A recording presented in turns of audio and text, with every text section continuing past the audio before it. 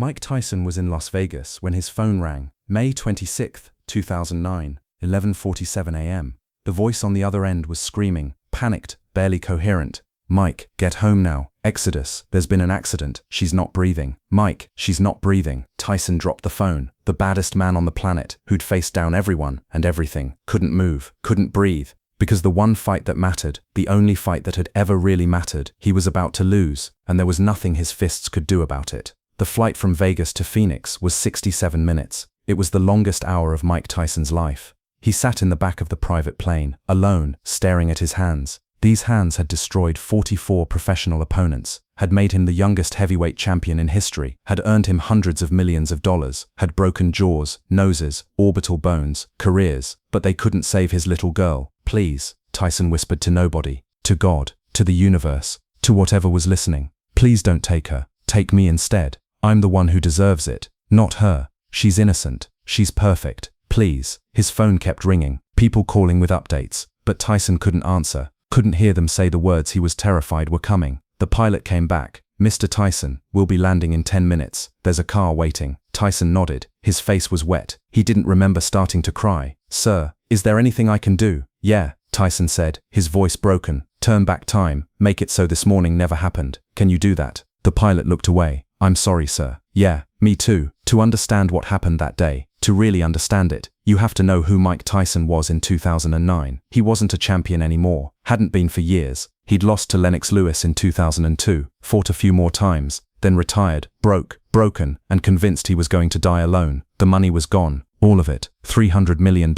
spent, stolen, wasted. He'd declared bankruptcy in 2003. The mansion, the cars, the jewelry, the tigers, all gone. His reputation was destroyed. The rape conviction in 1992 had made him a villain. The ear bite in 1997 had made him a joke. The face tattoo had made him a caricature. He was addicted to cocaine, had been for years. Some days he'd do so much he couldn't feel his face, couldn't feel anything. That was the point. "I was dead inside," Tyson would later say. "I was walking around, breathing, but I was already dead." But there was one thing, one person who made him feel alive. Exodus, his daughter, 4 years old, beautiful, innocent, full of light. She lived in Phoenix with her mother, Sol Zoxil, Tyson's ex-girlfriend. They weren't together anymore, but Tyson tried to be present, tried to be a father, not like his own father who'd abandoned him, not like the streets of Brooklyn that raised him with fists and fear. Tyson wanted to be different for his kids, but he was in Vegas more than Phoenix. Working, though what he was doing barely qualified as work. Appearances, exhibitions, trying to make money because he owed everyone. "I wasn't there enough," Tyson would say later. "I was never there enough."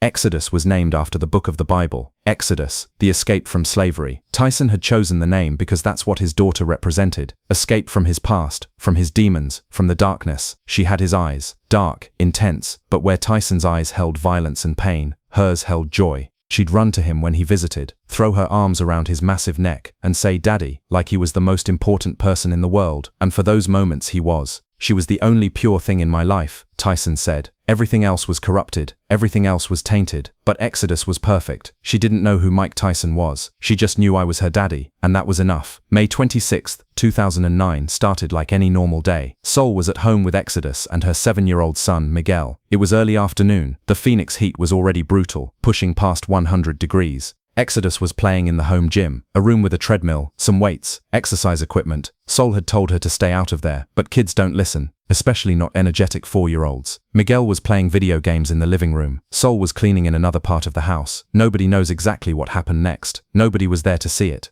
But this is what investigators pieced together. Exodus found the treadmill cord hanging down, the power cord. Maybe she thought it was a toy. Maybe she was playing with it. Maybe she wrapped it around her neck pretending to be a superhero with a cape. The cord tightened. She couldn't breathe. She couldn't call for help. She struggled, panicked, clawed at her throat, and then she passed out. Miguel found her. "Mum," he screamed. "Mum, something's wrong with Exodus." Sol ran into the room and saw her daughter hanging from the treadmill cord, unconscious, her lips turning blue. Sol screamed, grabbed Exodus, unwrapped the cord from around her neck. Her baby's body was limp, lifeless. "No, no, no, no, no, no," Sol kept saying. "Baby, wake up, wake up." She laid Exodus on the floor, started CPR, chest compressions, rescue breaths, the way they teach you in classes but you pray you never have to use. Miguel was crying, calling 911. "My sister's not breathing. Please help, my sister's not breathing. The 911 operator walked them through it. Is she breathing? Is there a pulse? Sol couldn't tell, couldn't think. Her hands were shaking so badly. The ambulance arrived 6 minutes later. 6 minutes. In those 6 minutes, Exodus's brain was being starved of oxygen. Every second without oxygen meant more brain cells dying, more damage. The paramedics took over, rushed Exodus to St. Joseph's Hospital, intubated her in the ambulance. Her heart was beating, but she wasn't conscious. At the hospital, doctors worked frantically. They stabilized her breathing with machines. But when they did the scans, when they checked her brain activity, the news wasn't good. That's when Sol called Tyson. Mike, get home now. Exodus, there's been an accident. The car from the airport drove 90 miles per hour through Phoenix. Tyson sat in the back, his phone pressed to his ear, listening to updates from the hospital. She's on life support. She's stable but unconscious. The doctors are running tests. Nobody was saying what Tyson already knew in his gut. Nobody wanted to be the one to say it out loud. When Tyson walked into St. Joseph's Hospital, security tried to stop him. He was Mike Tyson, and hospitals have protocols. Sir, you can't. Tyson didn't even look at them, just pushed past. If they'd tried to physically stop him, he would have gone through them like paper. He found Sol in the ICU waiting room. She was crying, surrounded by family. Where is she? Tyson said. Where's my baby? Sol looked up. Her face was destroyed. Mike, where is she? A doctor approached. Dr. Sarah Gonzalez, the attending physician. She'd dealt with trauma cases before, but nothing prepares you for telling Mike Tyson his daughter is dying. Mr. Tyson, I'm Dr. Gonzalez. Exodus is in the ICU. We've got her on a ventilator. Her heart is beating. But what? The doctor took a breath. The strangulation cut off oxygen to her brain for several minutes. We've done CT scans and EEGs. The brain activity is minimal. We're seeing signs of severe hypoxic brain injury. In English, Tyson said. His voice was shaking. Her brain was without oxygen too long. The damage is extensive. I'm so sorry. Tyson's legs went weak. He grabbed the wall to steady himself. Can I see her? Of course. Follow me. The walk to Exodus's room was maybe 30 feet. It felt like 30 miles. Dr. Gonzalez opened the door, and Tyson saw his daughter. She was so small in that hospital bed. Tubes everywhere. Machines beeping. A ventilator breathing for her because she couldn't breathe for herself. Tyson walked slowly to the bed, sat down in the chair next to it, took Exodus's small hand in his massive one. Hey baby girl, he whispered. Daddy's here. I'm sorry I wasn't here before. I'm sorry. No response. Just the mechanical sound of the ventilator. In, out, in, out. You gotta wake up, okay? You gotta wake up because Daddy needs you. I need you so much. You're the only good thing in my life. You can't leave me. Please don't leave me. Sol was standing in the doorway, crying. Tyson looked at her. What did the doctors say? Really say? Sol shook her head, couldn't speak. Tell me, Tyson said. His voice was hard now, demanding. Because if someone said it out loud, then it was real, and he needed it to not be real. They said, Sol choked on the words. They said she's brain dead, Mike. They said even if we keep her on the machines, she's not coming back. No, Mike, no. Tyson stood up. They're wrong. They have to be wrong. She's 4 years old. Kids are strong. She'll wake up. She will. But even as he said it, he knew. He could feel it. The way you know when something is gone. Exodus's body was there, warm, heart beating. But she was already gone. Dr. Gonzalez came back in. Mr. Tyson, we need to discuss next steps. What next steps? You fix her. That's the next step. I wish we could, but the brain damage is irreversible. At this point, it's the machines keeping her body alive. Without them, then keep the machines on. We can, for now. But you need to understand that Exodus isn't going to wake up. She's not going to recover. And at some point, you're going to have to make a decision about what? About killing her. That's what you're asking me to do. The doctor's voice was gentle. I'm asking you to think about what Exodus would want, about what's best for her. Not about keeping her body alive, but about letting her spirit be at peace. Tyson sat back down, put his face in his hands. I can't, he said. I can't make that decision. You don't have to decide right now. Take time. Be with her. For the next 36 hours, Tyson didn't leave that hospital room. He sat next to Exodus's bed, holding her hand, talking to her, begging her to wake up. Other people came and went. Sol, Miguel, Tyson's other children, friends. But Tyson stayed. He didn't eat, didn't sleep, just sat there. At one point, late on the second night, Tyson laid his head on Exodus's bed and started talking to her like she could hear him. I wasn't a good father, he whispered. I know I wasn't. I was too busy being Mike Tyson. Too busy being famous, making money, destroying myself. I should have been here more, should have protected you. The ventilator kept breathing. You know what's funny? Tyson continued. Everyone thinks I'm so tough, the baddest man on the planet, right? But you knew the truth. You knew I was just a scared kid from Brooklyn who never figured out how to be a man. You knew Daddy was broken, but you loved me anyway. Tears fell onto the hospital sheets. I'm so sorry, baby girl. I'm sorry I wasn't there. I'm sorry I didn't protect you. That's a father's job. Protect your kids. And I failed. I failed you. Sol came in, put her hand on Tyson's shoulder. Mike, the doctors need to talk to us. Together, they met in a private room. Dr. Gonzalez and 2 other specialists were there. The news was final, definitive. The EEGs showed no brain activity. Exodus met all the criteria for brain death. She was legally and medically dead. The only thing keeping her body functioning was the machines. "We need to discuss removing life support," Dr. Gonzalez said gently. Sol was nodding, crying. She'd already accepted it, already understood. "But Tyson." "No," he said. "Keep the machines on, Mr. Tyson. Keep them on." "Mike," Sol said. "She's already gone. We're just keeping her body alive. She's not in there anymore." "You don't know that." "Yes, I do. And so do you. You felt it. She left us already. And now we have to let her go completely." Tyson was shaking his head, tears streaming down his face. I can't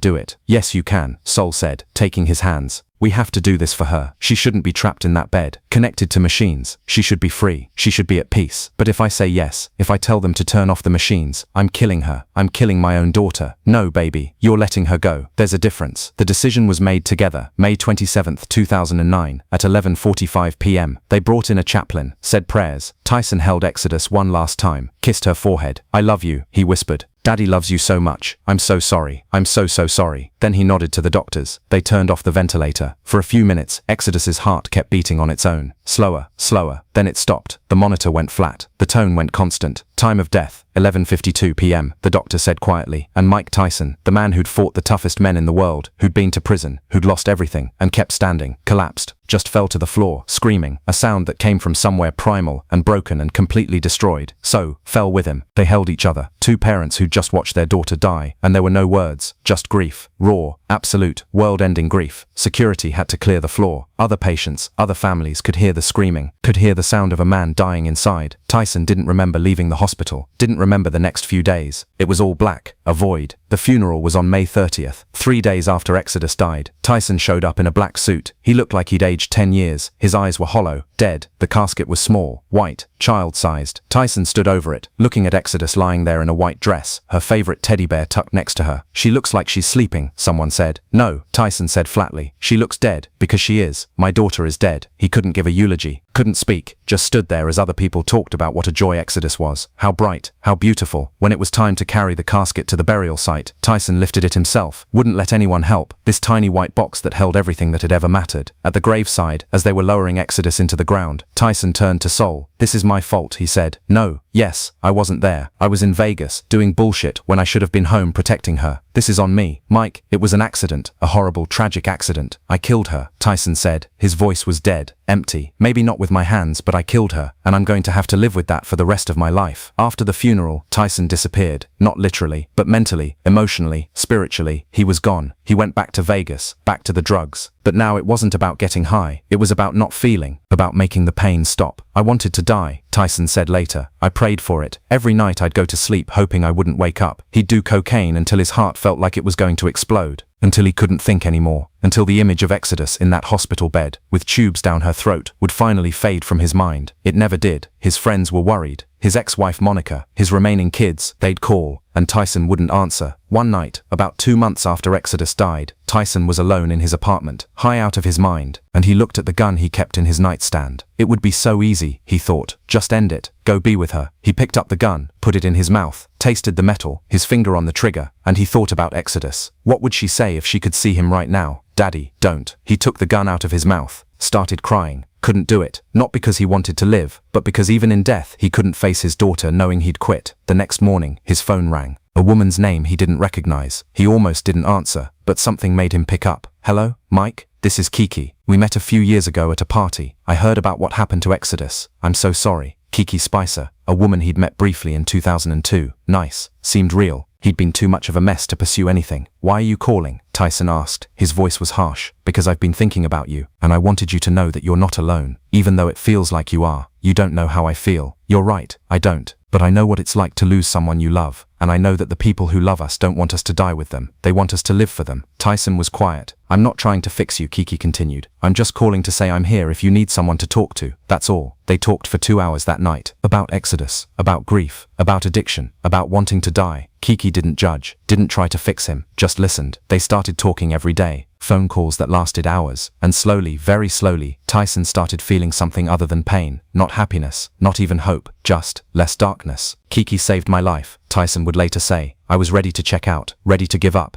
and she gave me a reason to stay. They started dating in 2010, got married in 2011, and Kiki did what nobody else had been able to do. She made Tyson confront his demons instead of running from them. You can't drug yourself to death, she told him, because that's what you're doing. You're killing yourself slowly because you think you deserve to die, but you don't. Exodus wouldn't want that. How do you know what she'd want? Because she loved you, and love doesn't want destruction. Love wants life. Honor her by living, Mike, not by dying. It took years. Therapy, rehab, relapse, more therapy. But Tyson got clean, stayed clean, and he started talking about Exodus publicly. Not to exploit her memory, but because talking about her kept her alive in his heart. My daughter died because I wasn't there to protect her, Tyson said in a 2013 interview. That's something I have to live with every day. Every single day I wake up and remember that she's gone and I can't bring her back. How do you cope with that? The interviewer asked. I don't, Tyson said honestly. You don't cope with losing a child, you just survive it. You get up every day and you carry the weight, and some days the weight is crushing. But you carry it anyway, because giving up isn't an option. Why not? Because she didn't give up when she was struggling on that treadmill cord. She fought to survive. And even though she lost that fight, the least I can do is keep fighting mine. Today Mike Tyson has a photo of Exodus in every room of his house, not hidden away. Front and center, he wants to see her, needs to see her. On May 26th every year, the anniversary of her death, Tyson goes to her grave, alone. Kiki offers to come, but he goes alone. He sits there for hours, talking to her, updating her on his life, telling her he's sorry, telling her he loves her. I tell her about her brothers and sisters, Tyson said, about how they're growing up, about how I'm trying to be a better father to them than I was to her, about how I'm clean now, how I'm trying to live a life that would make her proud. In 2020, during a podcast interview, Tyson broke down talking about Exodus. I think about her every day, he said, tears streaming, every single day. And people ask me, do you think she's proud of you? And I don't know, man. I hope so. I hope she looks down and sees that I'm trying, that I'm not the monster I used to be, that I'm trying to be worthy of being her father. Do you think you'll ever forgive yourself? The interviewer asked. Tyson shook his head. No. And I don't deserve to. But I've learned that forgiveness isn't the point. Living is the point. Honoring her memory by being better is the point. That's all I can do. The loss of Exodus changed Mike Tyson fundamentally. It broke him in a way that prison, bankruptcy, humiliation and defeat never could. But that breaking, that complete shattering, also opened him up, made him vulnerable, made him honest, made him human. I used to think being the baddest man on the planet meant you couldn't be hurt, Tyson said. But that's bullshit. Everyone gets hurt. Everyone loses people they love. Everyone faces pain they can't punch their way out of. So what makes you strong? Someone asked. Getting up anyway, Tyson said. Not because you want to, but because the people you loved deserve for you to keep fighting. Exodus deserved a father who didn't give up. And even though I failed her in life, I'm not going to fail her in death. There's a tattoo on Tyson's chest, right over his heart. It says Exodus in elegant script. He got it in 2011. I wanted her close to my heart, he explained. Wanted to feel her every time I breathed, every time my heart beats. I remember her, and that reminds me why I'm still here. The story of Mike Tyson and Exodus isn't a redemption story. Not really, because some things can't be redeemed, some losses can't be overcome. But it's a survival story. A story about a man who lost the one thing that made him want to live, and somehow found a reason to keep living anyway. For Exodus, for his other children, for Kiki, for the little girl who called him daddy and didn't care that he was famous or feared or broken. She just loved him, and that love, even in death, saved his life. I threw every punch for Ali, Tyson once said, but I live every day for Exodus. That's her legacy. That's what she gave me. A reason to be better than I was. A reason to survive. If this story broke you, and it should, because it's the most honest story about pain and loss and survival, share it. Not because it's entertaining, but because everyone is carrying something. Everyone has lost someone they couldn't save. And sometimes the bravest thing you can do is keep living for them. Keep fighting. Keep breathing. Even when every part of you wants to stop. Mike Tyson couldn't save Exodus, but Exodus saved Mike Tyson. That's love. That's loss. That's life. She saved him by leaving. 14 years have passed since Exodus died. Mike Tyson is 58 now. Clean, sober, present for his children in ways he never was before. But he still talks to Exodus every day. People think that's crazy, Tyson said recently, talking to someone who's gone. But she's not gone to me. She's right here. He pointed to his chest, to the tattoo over his heart. She's in every breath, every decision, every time I want to give up and I don't. That's her. Here's the hardest truth about grief. You don't get over it. You just learn to carry it. Tyson carries Exodus every single day. The weight of losing her, the guilt of not being there, the regret of every moment he missed when she was alive. But he also carries something else, her love, her light, her reason for him to be better. I was destroying myself before she died, Tyson admitted. Drugs, violence, self-hatred. I was going to die, and then she died instead, and I realized she gave me her life. She didn't mean to, but she did.